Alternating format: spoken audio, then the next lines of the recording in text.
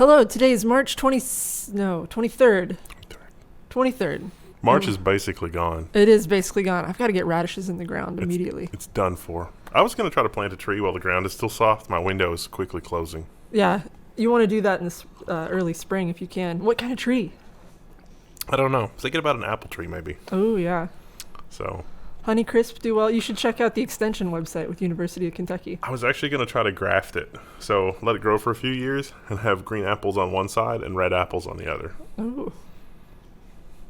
That's how they grow most of them. I didn't know that until I bought some last year. Like, there's a paint mark on my little saplings that I got where they attached the graft onto the tree. It works well. It's totally fine. The deer ate mine. You probably won't have that problem. Yeah. Sometimes the graft, it does not go well. And that's my prediction for this graft. Yeah. Amazon closes $8.5 billion acquisition of MGM. Metro-Goldwyn-Mayer. They're an old school movie company. They've got the rights to a lot of intellectual property. This is basically an intellectual property transaction. The Hobbit falls under this. The Hobbit film rights, rather. Amazon, that just must consume everything. I really didn't think this was going to go through after Bezos left, because this seems like another one of Bezos's pet projects. You know, like the Whole Foods thing has kind of been criticized as a Bezos pet project, and they're just like, we need to make as much money as possible. I guess they're looking at this and they're saying, well, no, we could actually make money. I'm always just appalled by the amount of money that Netflix spends on its series. It doesn't seem like the return for those things would be that significant. Well, they're trying to build that library, right? So if they can get all this stuff and not have to spend any money to produce it themselves, like, why wouldn't you do that if you're trying to get people to subscribe to Prime? Yeah, and if they do make a property that people really like, they will make money on it from now until the end of time. I mean, if they actually come up with something like Star Wars, that could pay for literally any sort of horrible thing that they want. Yeah, things that is going to be fodder for the future version of Mystery Science Theater. It wouldn't matter, because it would just pay for the good stuff, would pay for literally everything 10 times over. That's what they want the new Lord of the Rings series to be for them, but it's not. It's so bad. Every leak, and a lot of them have been confirmed with that trailer, it's just fan fiction, and not even good fan fiction. It's bad fan fiction. And all of that also depends on people actually paying for the content. So companies are getting creative with that. I feel like Ryan put this in just to spite me. Netflix will prompt subscribers to pay for users outside their households, a new test to address unauthorized password sharing. I'm not saying that I've done this, or me and my husband have done this for like 8 years. But I wonder how it's going to tell the difference between me watching Netflix at work waiting for a server to do something and me watching Netflix at home. Yeah, that's a good question, actually. You might not be able to watch it elsewhere. That would suck. Yeah. And I probably should have canceled my Netflix subscription years ago anyway. The only thing I use Netflix for now is watching The Crown, but that's only when they release a new season. So you could get it for like a month and then just cancel it. My mom also uses Netflix, or I probably would cancel it. My mom also loves Netflix. There's a lot of like boomer energy sort of shows on Netflix now. Sorry.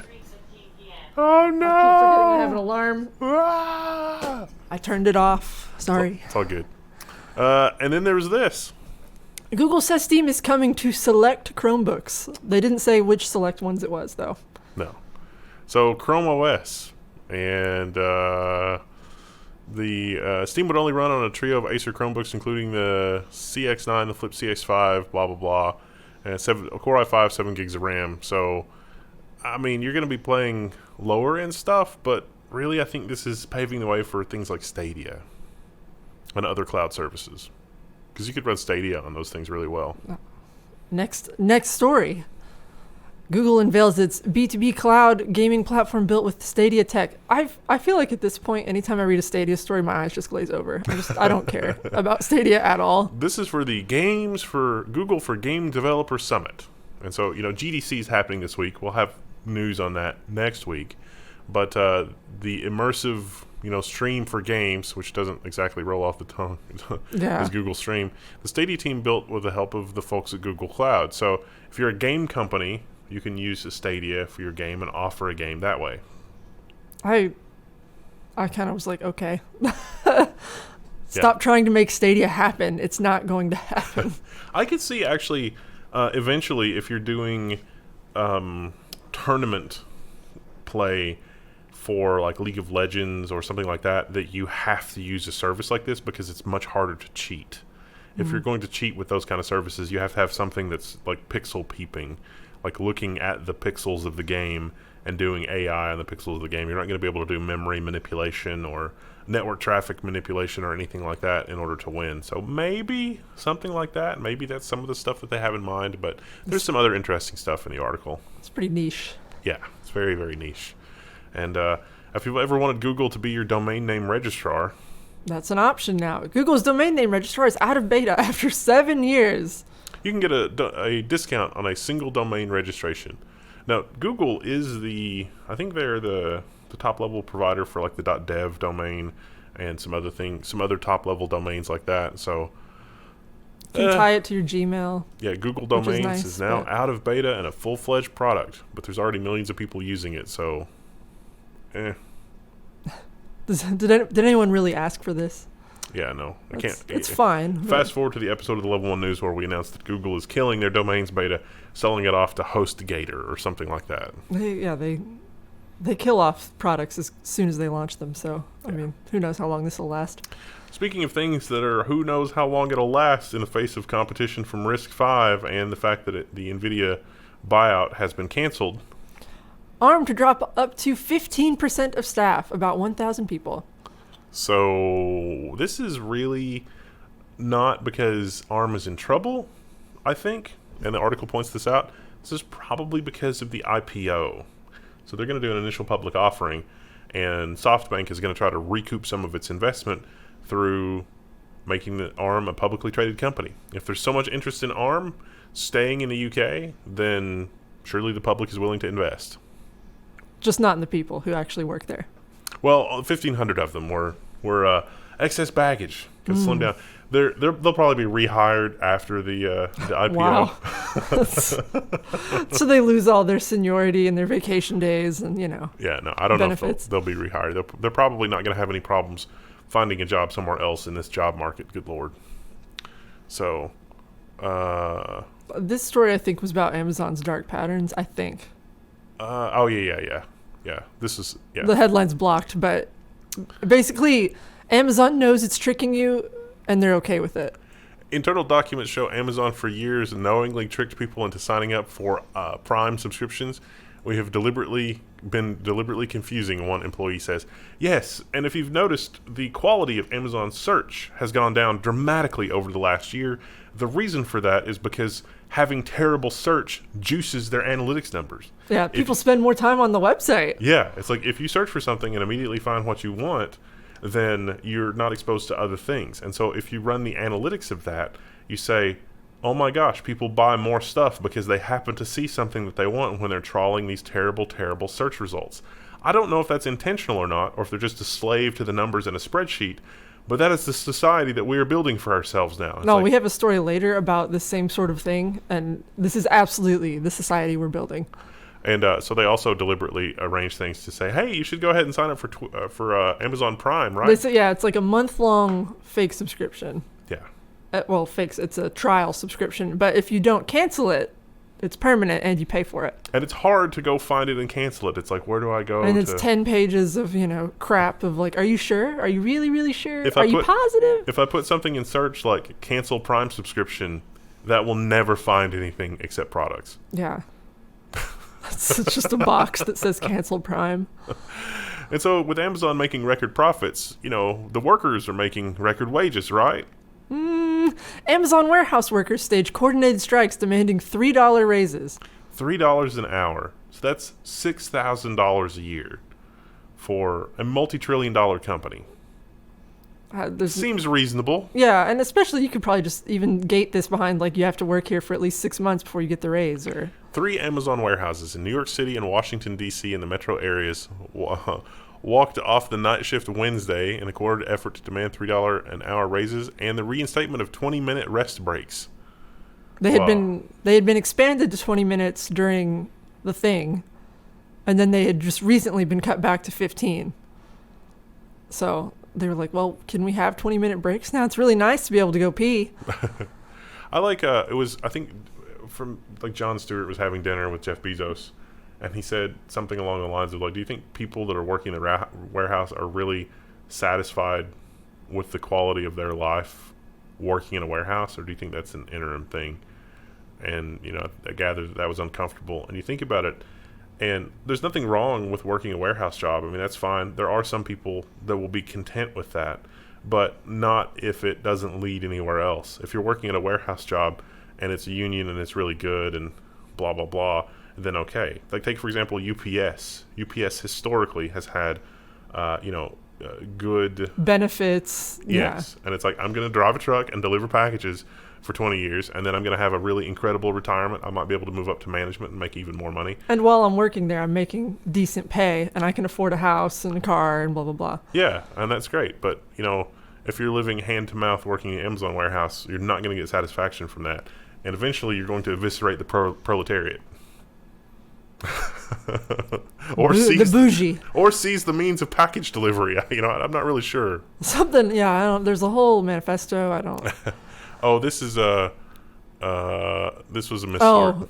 I put all the Amazon stories together, so I got them mixed up. Amazon used a sneaky tactic to make it harder to quit Prime cancellation. This is all of this is kind of related. It's dark patterns. In user experience design, you call that a dark pattern, where you make it harder for the user to do something that they need to do. Prime cancellations dropped 14%. That's great. Somebody's getting a promotion, but the frustration level of your customers is through the roof. You don't have a data point for that. And eventually they will, I promise you, eviscerate the proletariat. And there's almost certainly a designer there who's saying, this is a bad idea. This is going to make people angry, and they're going to cancel Prime. And they're like, nah, we're going to make it even more difficult, and they're never going to do it. They're going to be trapped inside the do you not want to cancel Prime? Yeah. It's like, I'm a native speaker, but I don't know. Speaking of other things that you can be not thrilled about, LimeWire founder not thrilled that strangers exploit the brand for NFT marketplace. Yeah, LimeWire is back as an NFT marketplace. But it's not actually LimeWire. The guy who invented LimeWire is not involved at all.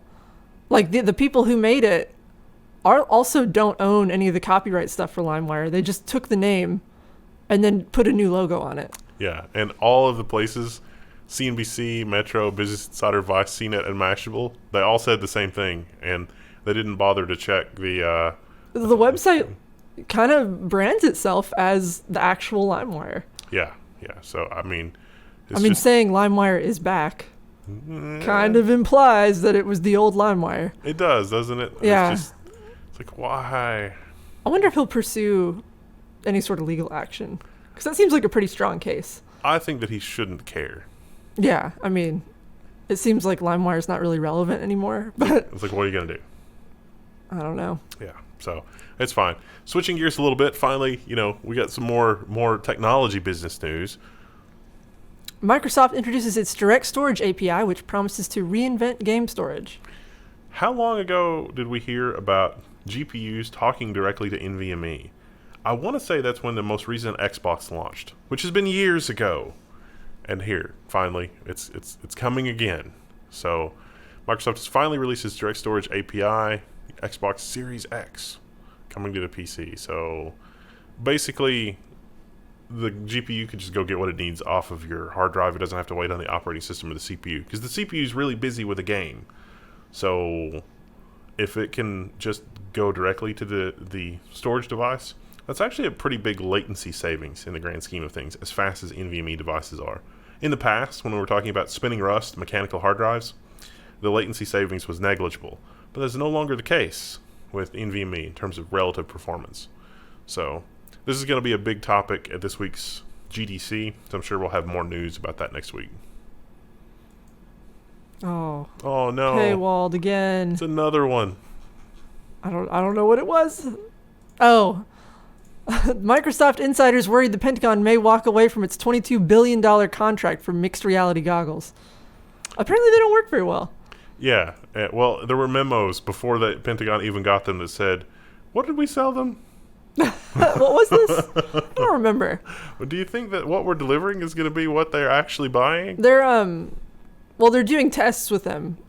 this week, I guess, to see how the soldiers like them, and apparently it's not going well. Yep. Yeah. It's not. Not only is it not going well, just like the internal designer from Amazon, it was like, I don't know if this really is super useful for somebody that is in the military. And it turns out the answer was, yeah, it's not. Well, they were hoping it would be better night vision, but it's apparently very poor in low light situations, so it's not that useful. Yeah. The people inside Microsoft may not have had any idea what the state of the art was in classified military technology. Yeah. They might have just looked at, like your night vision hunting cam and was like, oh, we can do a way better job. It's a $40 trail cam they got off Amazon. Like, we can mimic that. We can do way better than this. They're not looking at the... Oh, Chad, I'm thinking about getting a trail cam. Tell me in the comments below why that's a good or bad idea. You're going to end up having one of those pictures where there's like a chupacabra or something. Yeah, like the Mothman. Yeah, and it's just like, what is that? What did that come from? There was so I've been building a little fence around my garden area, and the other day I saw little deer tracks going around, and I was like, oh, they're testing the defenses. They know what's happening. There was the thing a couple of years ago where somebody's trail cam caught something, and they thought it was a Bigfoot. And it turns out it was just a bear with the mange or rabies or something. Standing on its hind legs. And it was just walking around on its hind legs. Like, they do that. It's weird. Yeah. So I don't think... It seems unlikely we would have bears where we are. It seems like they're further east, but maybe. There was one a few years ago that came down the interstate.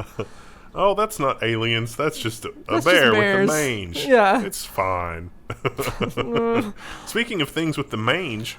Microsoft is testing ads in the Windows 11 File Explorer. I feel like we got great news from them last week where they were like, let's add tabs to File Explorer. And now they're like, now the monkey's paw curls. And now we're getting ads. It is another dark pattern. And Microsoft also said, oh, this was supposed to be internal testing. This wasn't supposed to get out.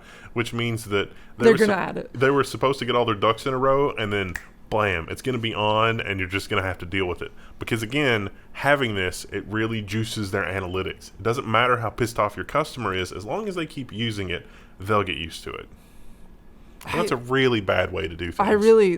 Spotify drove me crazy earlier. I was trying to listen to it on my way in, and it has some sort of new car feature, and it turned my music off and messed with the Bluetooth connection, and I couldn't get it to reconnect because it was like, do you want to look at the car features? And I was like, no, I don't want to see that right now. Stop advertising to me. I guarantee you there's somebody in a meeting somewhere right now that is saying, this is all blown out of proportion. These are just helpful little hints to people don't know what their computer's capable of. We just wanted to add a little notice to show, you could do this a different way, or this application might help you in this way, because, how else are they going to know? It's a perfectly innocent, reasonable way to do this. But the reality is that it'll also be impossible to turn that off. And it messes with what the functionality is supposed to be. Yes. And if that's not the logical conclusion of where it's going to be, then explain to me why you can't turn off web search from the start menu. Again, it's because it juices the Bing analytics, and we really need it to juice the Bing analytics. So while one manager might have good intentions for that feature, someone else is going to come along and really pervert that idea. And eventually it leads to seizing the means of computation. Sorry, but it does. Speaking of seizing the means of computation, Intel announces 88 billion Megafab to keep chip making in Europe. Magdeburg, Germany houses a major new manufacturing site. Intel also is investing in new facilities in France, Ireland, Poland, Italy, and Spain. Woo! Good old Mr. Pat Gelsinger's got out the Intel checkbook, and they are writing checks. Lots and lots of checks. Does that make Poland a target?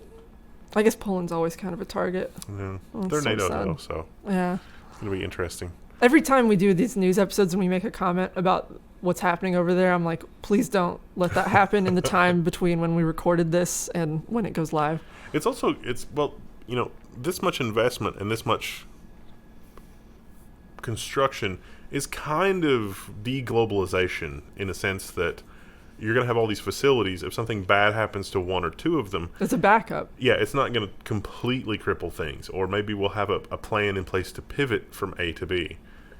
But 2 is 1, 1 is none, is the old Boy Scout motto. Right now, if something very bad happens in the South China Sea, we're talking about pivoting to Korean or upstate New York or perhaps Arizona fabrication. But these technologies are not A to B to C compatible. It's like the old days when the railroads were all different gauges. It's like, oh, yeah, we can just have, import European locomotives and use them here. And it's like, oh, that didn't quite work. Yeah, it's not really. I mean, it's semiconductor fabrication, but it's not exactly the same. So, speaking of things that are not exactly the same, that some companies just can't get through their head, and they just wear you down. Torguard settles piracy lawsuit and agrees to block torrent traffic on U.S. servers. So, Torguard was sued by the Motion Picture Association, I think, and some other rights holders. Yeah, Hollywood, basically. And they just said, all right, look, we'll just block this on our network. And it's like, oh, you must take commercially reasonable efforts to block this. They said it wasn't commercially reasonable. And they just got tired of fighting, so now they're saying, all right, you know what? Don't have the money to keep fighting. Block it all. If you want to download Ubuntu via a torrent on the VPN, you are out of luck. This is really disappointing. Torguard did respond, and it's like, we have a responsibility to provide high-quality, uninterrupted VPN and proxy services to our client base. So it's kind of like, it settles a lawsuit filed and VPN Unlimited signed a similar deal. This is terrible. They're gonna use these agreements to continue smashing competition as they do over and over. Yeah, and eventually it's going to go to court, and eventually some judge is going to look at it and say, "Oh, these businesses all complied." And it's like, yeah, but those businesses that complied, running a VPN service is not a multi-billion-dollar business. They do not have the legal team or the money for a legal team. A lot of the same caliber. A lot of these VPN providers are only like 10, 20 people. They're not really super huge. It's just like, I don't want the headache of dealing with this. So, disappointing. Other things that are a little disappointing. Russians liquidating crypto in the UAE to seek safe havens. So, it's like, oh my gosh, you got to take some of these things with a grain of salt because, was it Elizabeth Warren? Yeah, Elizabeth Warren, when she was talking about in the government section, crypto, was like, oh, it's a way around sanctions. It's like, yeah, but pallets of U.S. cash are also a way around sanctions. Yeah. And so again, there's always a way around it if you have someone willing to do this. And so this is a great example of a story where crypto firms in the UAE are being deluged with requests to liquidate billions of dollars in virtual currency as Russians seek a safe haven for their fortunes. How do we know it's Russians? It turns out it's because the cryptocurrencies are not untraceable. If it's not untraceable, ergo, you can, whereas a pallet of cash, I would say, is a little bit more untraceable. Some of these, they were large amounts, too. Yeah. $6 billion. It says 125,000 Bitcoin converted to $6 billion. Whew. Yeah, we're going to send it to a company in Australia, the executive said. Yeah, it's like, Is that just like the oligarchs trying to get the hell out while they can? Probably, yeah. Yeah, not a great situation. But again, traceable. It's like you can know the people that you're dealing with. Swiss banks are also there. And this is one of the rare times where the Swiss banks are actually seem to be participating in some of the lockdowns as well. It's really kind of interesting from a technology standpoint there. Yeah. It's like, well, we'll let you make bond payments. But that's about it. Oh, we didn't even transition. Ford to ship and sell Explorer SUVs with missing chips. I saw this story, but I didn't finish reading it. The chips are missing? Just like the transition. And they're just going to quietly just let that happen? It's funny. I know somebody this happened to. So you get your car, and you get a little thing with your car, and it says, whenever we get the chips, you come back, and we'll put the thing in your car. How long is that going to take? Years? I hope you get a discount. I'd be angry if I had to pay full price for a car that's not technically complete. No, you pay full price. They just come back. It's like updated to clarify that the affected vehicles are Ford Explorers and that they'll be missing rear HVAC controls. Also updated to include some additional context surrounding the Ford F-150 start-stop feature due to the chip shortage. So it's like you just don't have rear HVAC. Come back to the dealership in a month or two and we'll put it in. When you put your kids in the back, do they really need air conditioning when it's 90 degrees out? I mean, I'd say no. It's a pragmatic solution. I'm okay with this. It's probably fine. I'm not okay with the next story. I got irrationally angry reading the next story. Walgreens replaced some fridge doors with screens, and some shoppers absolutely hate it. And by some, they mean literally everybody, because who asked for this? What a waste of energy to have to spend electricity to show you a screen of what's already behind it. I don't know, though. There was a video of, I don't know if it was this video, but I saw a video of this and somebody opened the thing and it was completely empty. But it was like it was fully stocked, and then they opened it and it was like... There's nothing, There's nothing in there. Well, and the other thing, too, the main reason they do this is, of course, so they can advertise.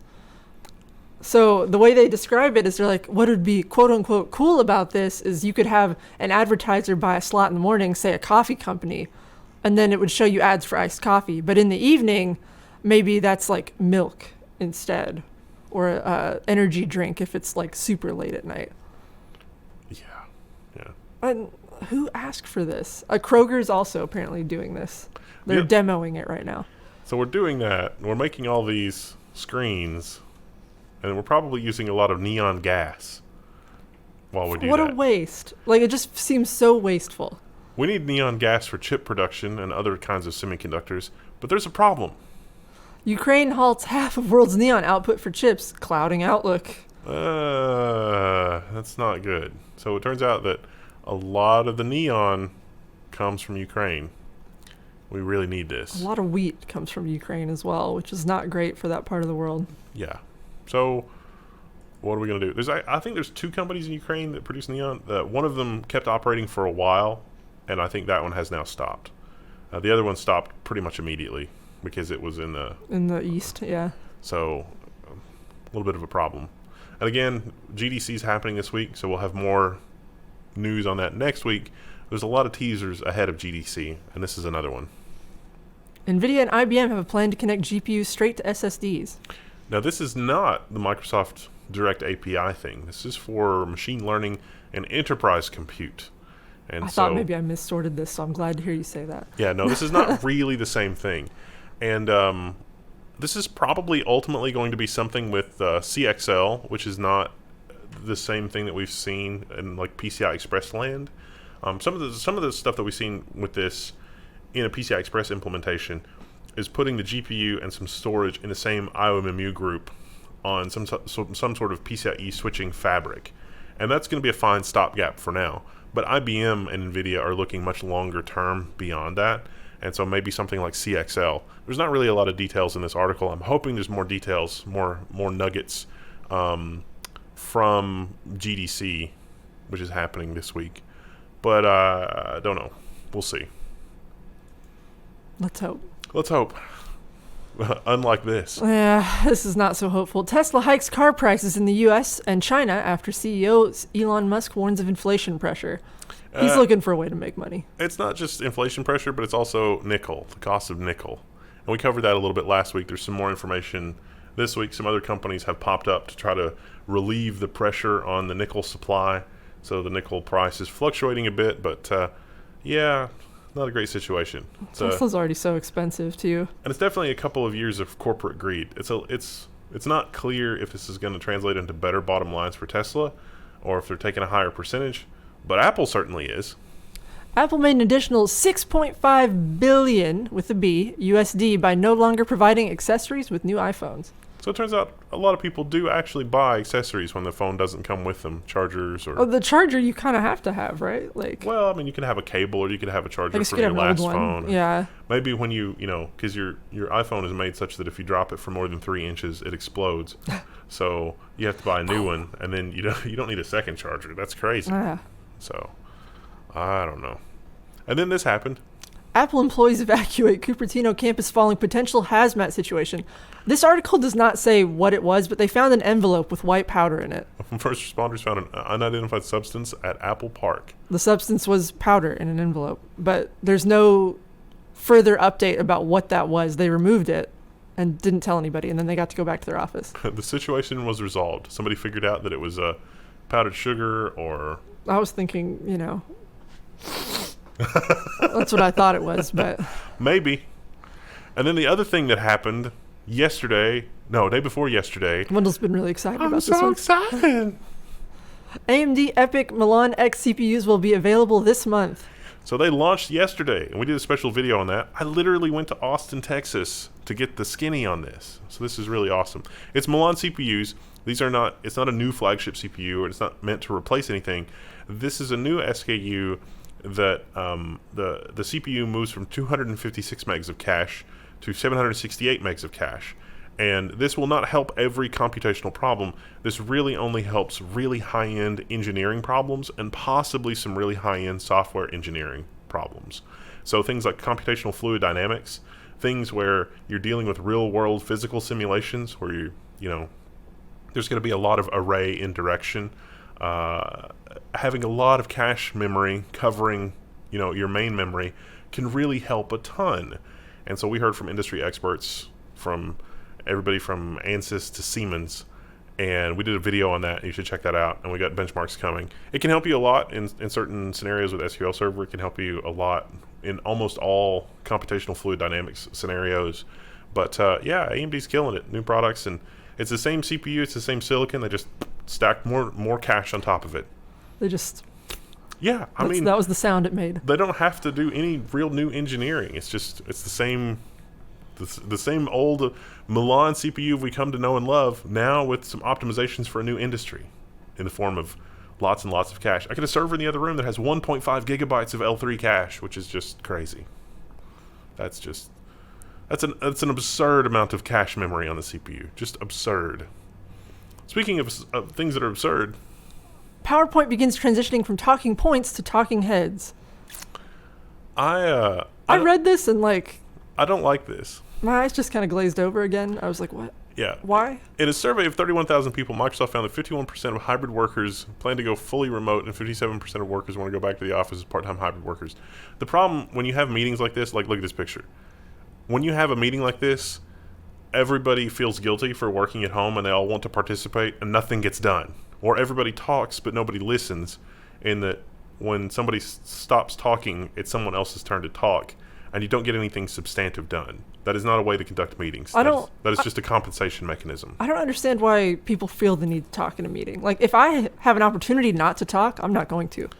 I'm happy to just say at the very end of it, thanks. It's like, we are here for a group of people to synchronize on what everybody is working on, or what we all need to know about a particular scenario X. Here is that information. Is this unclear to anybody, or does this not align with something that you already knew?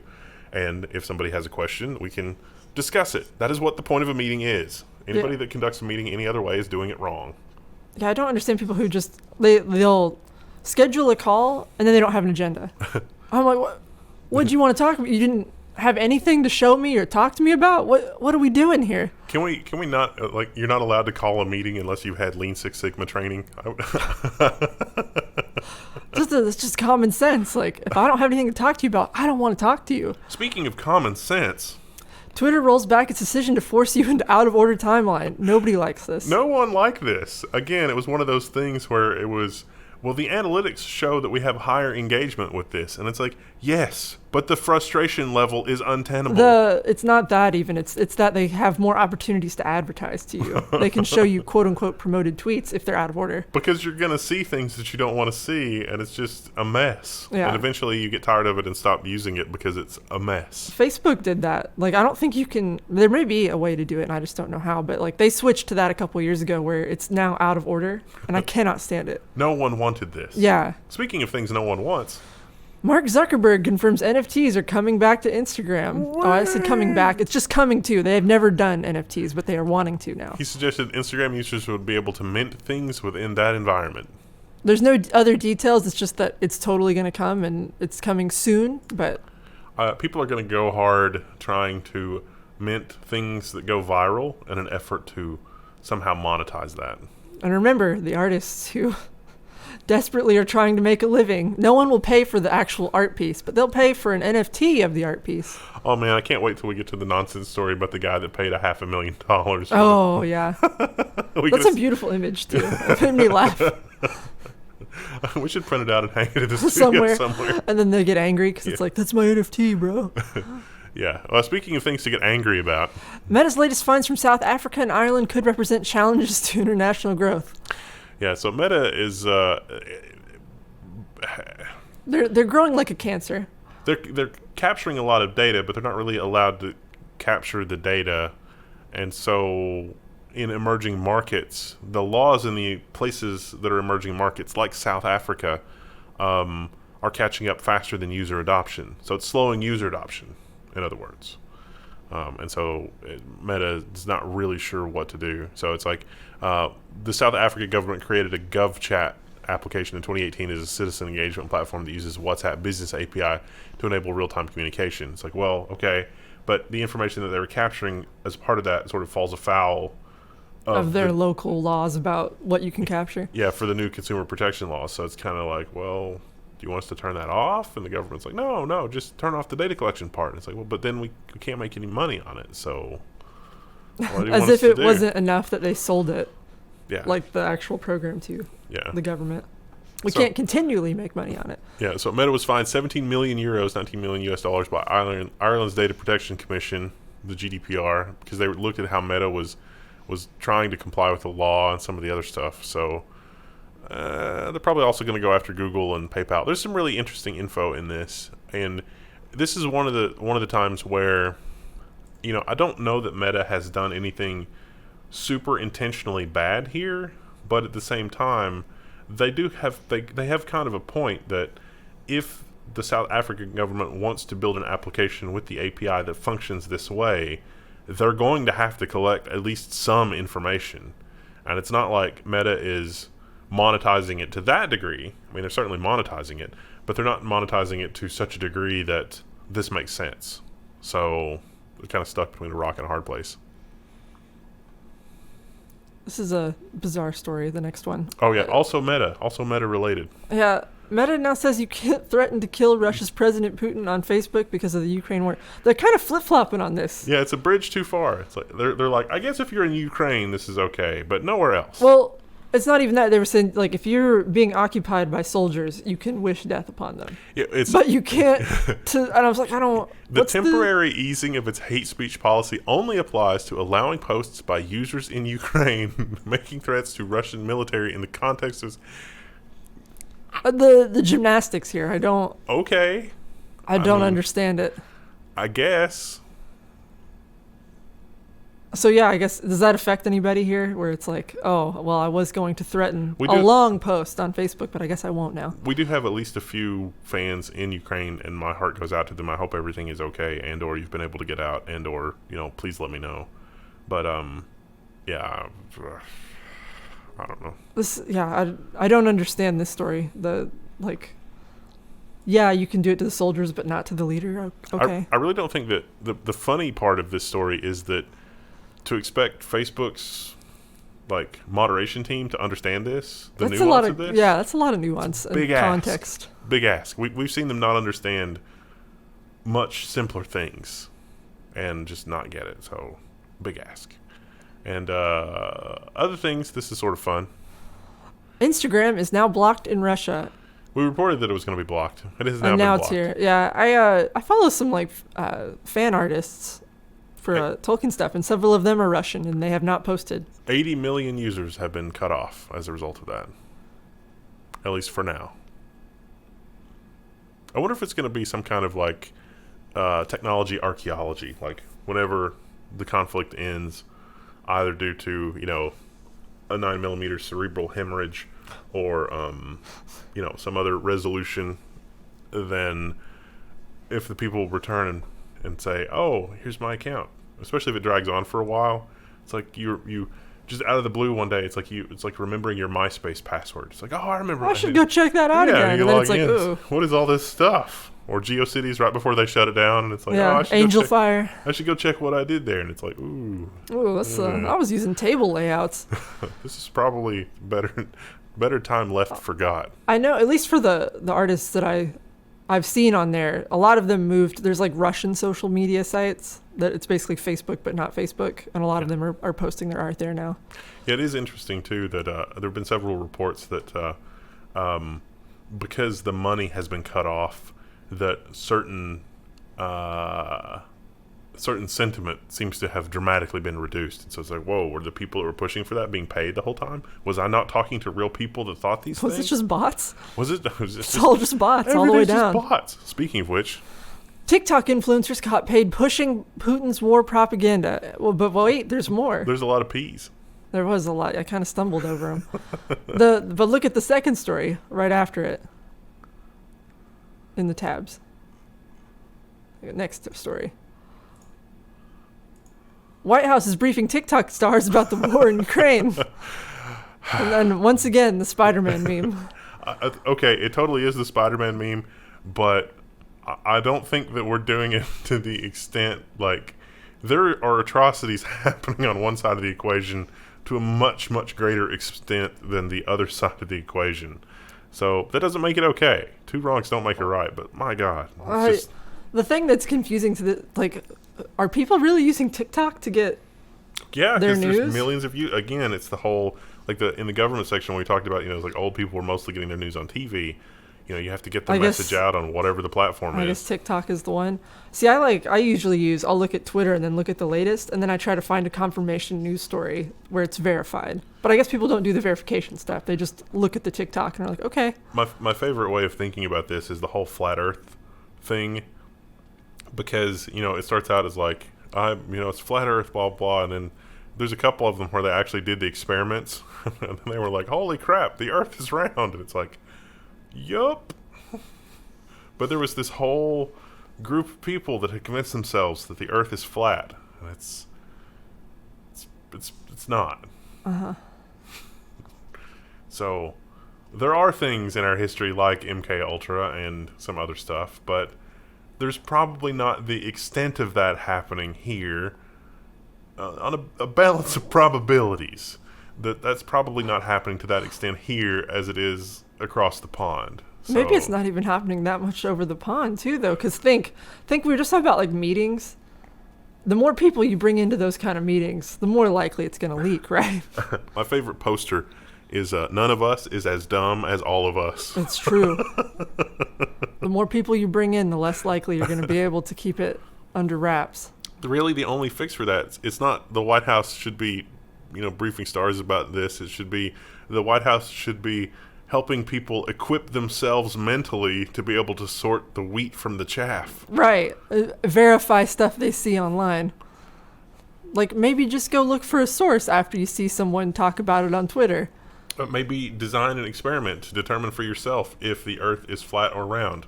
Well, so I saw, I think it was on Reddit. It was in the live thread. Someone mentioned that the power had gone out in Taiwan. People were like, you're fear-mongering. But all you had to do was just Google Taiwan power outage, and it was real. And it's like, what? Just spend 5 seconds to Google it. It's very unusual there for that. And it's like, when that happened, And we mentioned it in the sense of, that's unsettling. I should make a mental note to look into why that was and see if it is adequately explained. I think what happened with that, per my recollection, was that a transformer or something broke down, and then that's what caused it to all black out. Like a cascade failure kind of thing. So it wasn't foreign actors doing something terrible, as far as we know. Woo! Well, thank you for hanging out with us. We've got a lot of nonsense for you on Friday, so you have that to look forward to. And Ryan is fully recovered by now, but he missed filming day, so it's totally okay. he was still a little snotty. We're gonna have some fun in the nonsense section. Don't you worry. Yep. Woo. We'll see you then. Bye.